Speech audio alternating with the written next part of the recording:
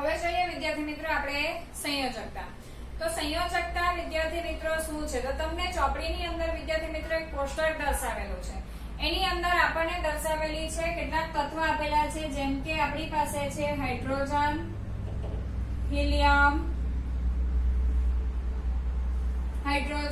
Helium, lithium, beryllium, boron,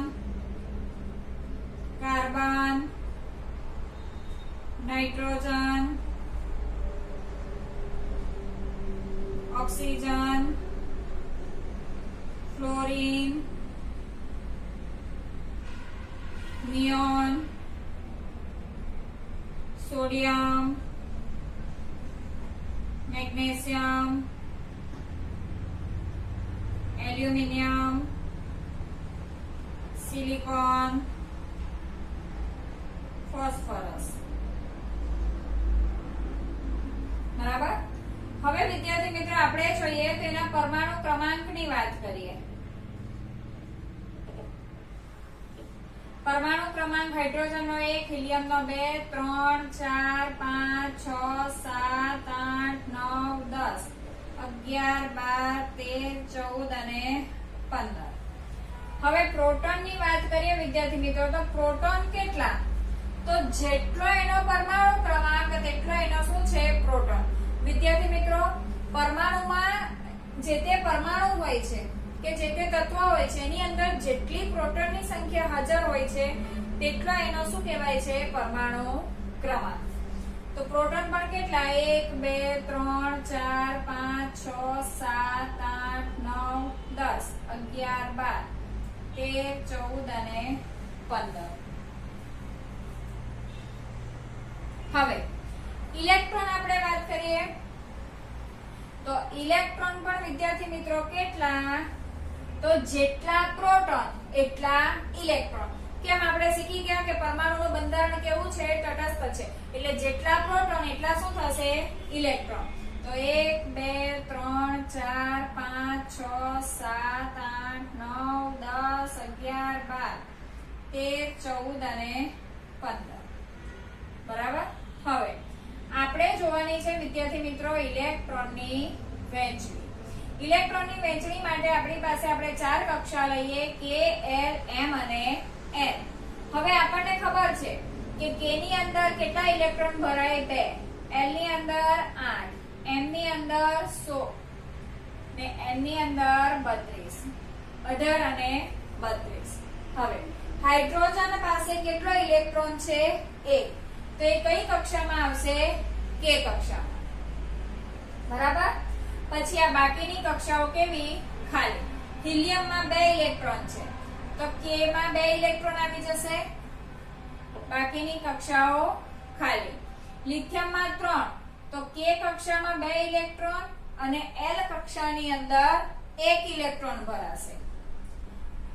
4 તો 2 અને 2, 5 તો 2 અને 3, 6 ઇલેક્ટ્રોન તો 2 અને 4, 7 ઇલેક્ટ્રોન તો 2 અને 5। હવે આમાં તો વિદ્યાર્થી મિત્રો 2 જ, કારણ કે વધારેમાં વધારે કેટલા ઇલેક્ટ્રોન ભરાય છે? 2, એટલે K કક્ષા ભરાઈ ગયેલી છે। હવે કઈ કક્ષા ભરાય છે? L।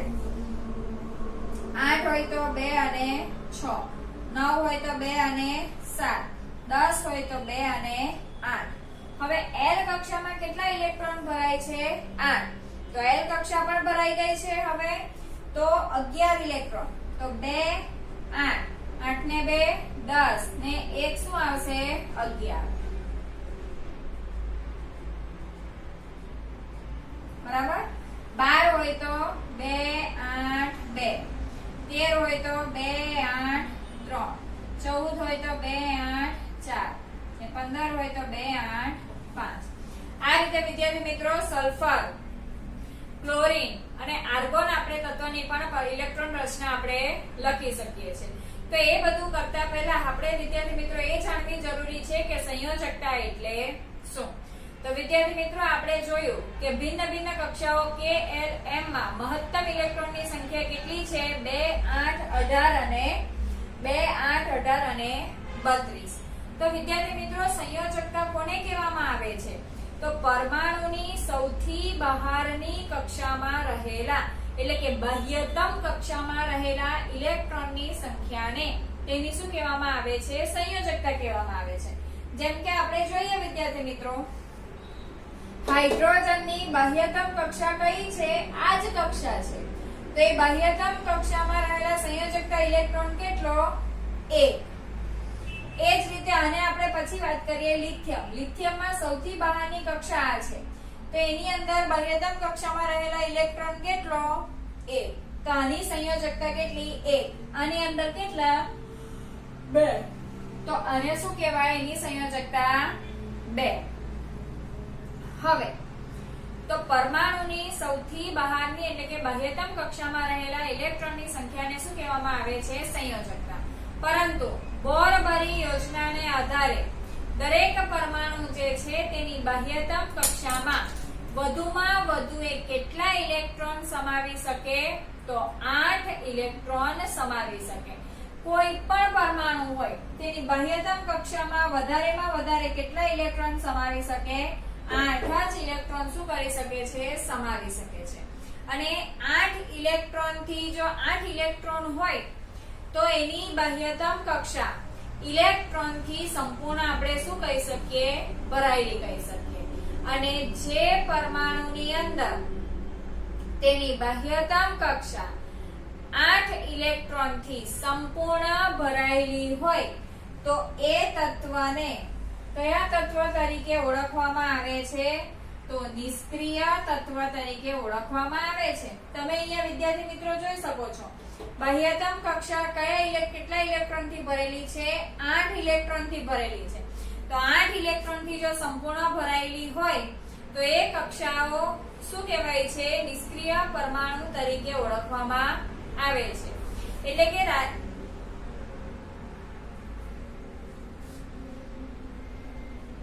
હવે આ જે પરમાણુ છે એની બાહ્યતમ કક્ષા ઇલેક્ટ્રોન થી સંપૂર્ણ ભરાઈ ગયેલી છે.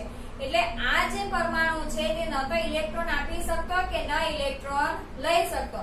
એટલે એની કક્ષા 8 ઇલેક્ટ્રોન થી ભરાયેલી જ છે. એટલે એની સંયોજકતા કેવી ગણાશે? શૂન્ય ગણાશે. તો આની સંયોજકતા કેવી વિદ્યાર્થી મિત્રો? શૂન્ય.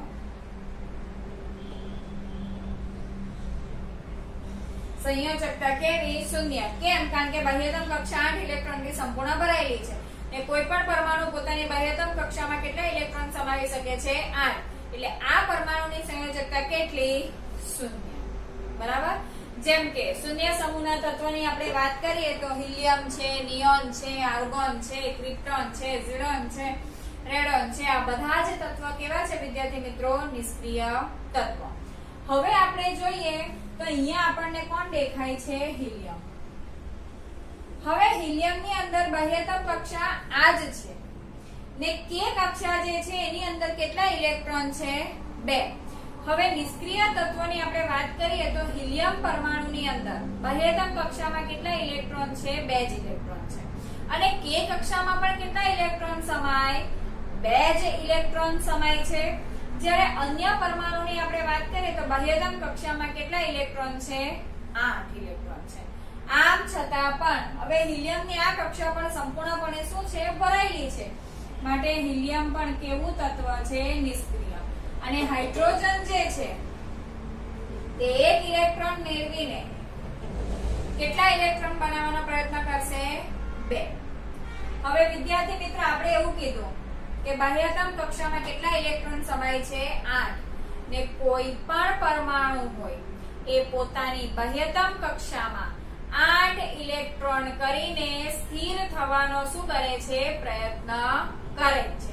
હવે 8 ઇલેક્ટ્રોન કેવી રીતે કરે? કાં તો એ ઇલેક્ટ્રોન આપીને કરે, કાં તો એ ઇલેક્ટ્રોન મેળવીને કરે, કાં તો એ ઇલેક્ટ્રોનની શું કરે? ભાગીદારી કરે.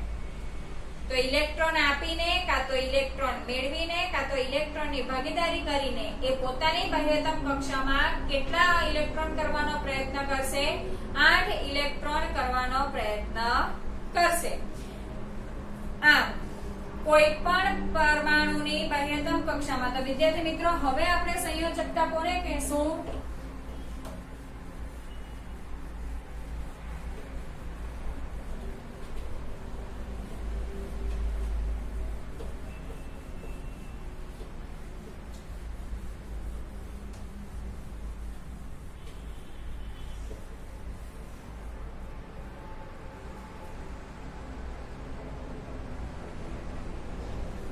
કોઈ પણ પરમાણુ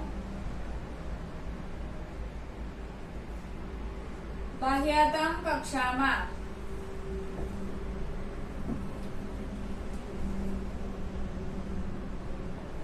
આઠ ઇલેક્ટ્રોન કરવાનો પ્રયત્ન કરે છે. 8 ઇલેક્ટ્રોન એટલે કે એને વિદ્યાર્થી મિત્રો કઈ રચના કહેવામાં આવે છે? અષ્ટક રચના. હવે 8 ઇલેક્ટ્રોન કેવી રીતે કરે? ઇલેક્ટ્રોન આપીને, ઇલેક્ટ્રોન મેળવીને, કા ઇલેક્ટ્રોન ની એ શું કરે? ભાગીદારી કરે. તો ઇલેક્ટ્રોન આપીને કરે, કા તો ઇલેક્ટ્રોન મેળવીને કરે, કા તો ઇલેક્ટ્રોન ની શું કરે? ભાગીદારી કરે. અને હવે આપણે વાત કરીએ વિદ્યાર્થી મિત્રો કે કોઈ પણ પરમાણુ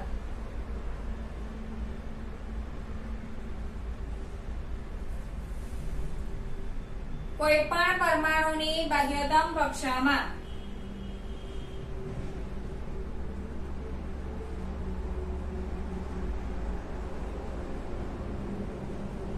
જેટલા ઇલેક્ટ્રોનની ભાગીદારી થાય કે જેટલા ઇલેક્ટ્રોનની શું થાય? ભાગીદારી થાય, અથવા તો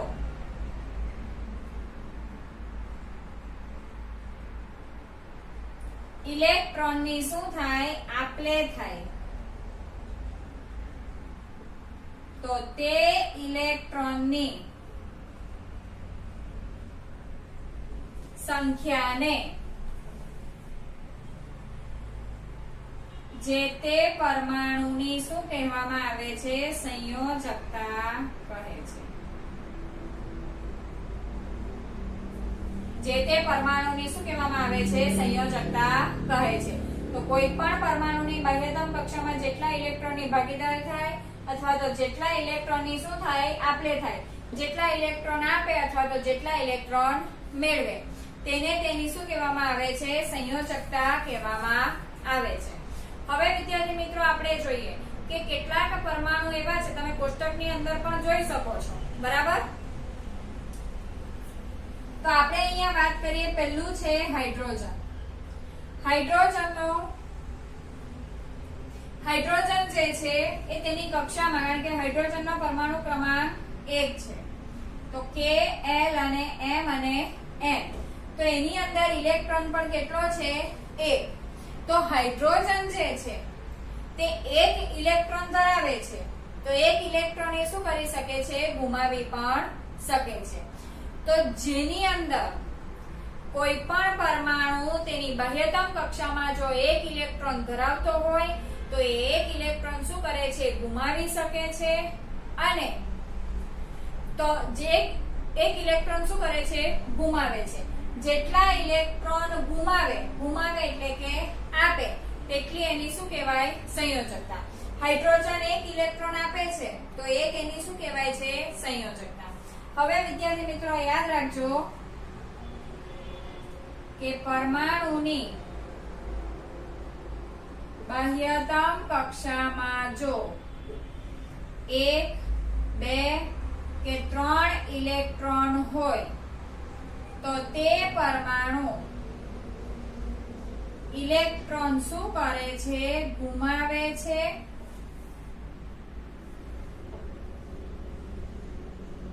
અને કયો આયન બને છે? ધન આયન બને છે. તો તેની સંયોજકતા અનુક્રમે 1, 2 અને 3 થશે. હવે વિદ્યાર્થી મિત્રો જેટલા ઇલેક્ટ્રોન ગુમાવે એટલી એની શું કહેવાય? સંયોજકતા. એક ઇલેક્ટ્રોન ગુમાવે તો એની સંયોજકતા 1, 2 ગુમાવે તો 2, 3 ગુમાવે તો 3. આપણે જોઈએ વિદ્યાર્થી મિત્રો મેગ્નેશિયમનો પરમાણુ ક્રમાંક કેટલો છે? 12. K, L, M અને N. તો 2, 8 અને 2. હવે દરેક પરમાણુ જે છે તે અષ્ટક રચના પૂરી કરવાનો પ્રયત્ન કરશે, એટલે કે બાહ્યતમ કક્ષામાં 8 ઇલેક્ટ્રોન રાખવાનો પ્રયત્ન કરે. તો 8 ઇલેક્ટ્રોન કરવા માટે એને આ 2 ઇલેક્ટ્રોન શું કરવા પડે? ઘુમાવવા પડે. તો એ આ 2 ઇલેક્ટ્રોન શું કરશે? ઘુમાવી દેશે. તો મેગ્નેશિયમની સંયોજકતા કેટલી? 2. તો એને કેવી રીતે દર્શાવી શકાય? હવે ઇલેક્ટ્રોન ઘુમાવે એટલે પ્લસ, કેટલા ઇલેક્ટ્રોન ઘુમાવ્યા એને? 2. તો Mg+2. એ જ રીતે વિદ્યાર્થી મિત્રો તમે એલ્યુમિનિયમ જોઈ શકો. એલ્યુમિનિયમના પરમાણુ ક્રમાંક 13. તો K, N, M અને N 2, 8 અને 3. હવે આ 3 ઇલેક્ટ્રોન છે. 3 ઇલેક્ટ્રોન જો એ ગુમાવી દે તો બાહ્યતમ કક્ષામાં કેટલા ઇલેક્ટ્રોન થઈ જાય? 8. તો એલ્યુમિનિયમ કેટલા ઇલેક્ટ્રોન ગુમાવી દેશે? 3. તો એલ્યુમિનિયમ શું બનશે? ગુમાવે છે એટલે પ્લસ, કેટલા ઇલેક્ટ્રોન ગુમાવે છે? 3. તો જેટલા ઇલેક્ટ્રોન ગુમાવે એટલી એની શું કહેવાશે વિદ્યાર્થી મિત્રો? સંયોજકતા. તો એલ્યુમિનિયમની સંયોજકતા કેટલી કહેવાશે? 3. હવે વિદ્યાર્થી મિત્રો બધા જ પરમાણુની અંદર એવું થતું નથી. જેની અંદર વિદ્યાર્થી મિત્રો 4 જો ઇલેક્ટ્રોન રહેલા હોય છે તો એ મોટે ભાગે ઇલેક્ટ્રોનની શું કરે છે? ભાગીદારી કરે છે. હવે બાહ્યતમ કક્ષામાં 4 ઇલેક્ટ્રોન હોય.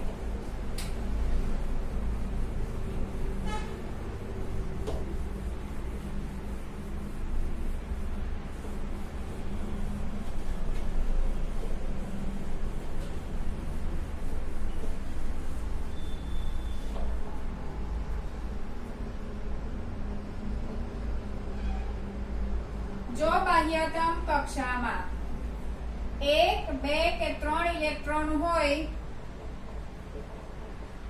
તો ઇલેક્ટ્રોન શું કરે? ઘુમાવે. ઘુમાવીને શું બનાવે? ધન આયન બનાવે. જેટલા ઇલેક્ટ્રોન ઘુમાવે તેટલી એની શું કહેવાય? સંયોજકતા કહેવાય. એ જ રીતે હવે વિદ્યાર્થી મિત્રો જો બાહ્યતમ કક્ષામાં કેટલા ઇલેક્ટ્રોન હોય? 4.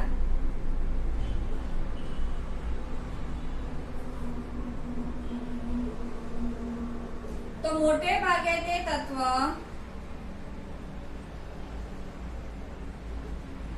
ઇલેક્ટ્રોનની શું કરે છે? ભાગીદારી કરે છે.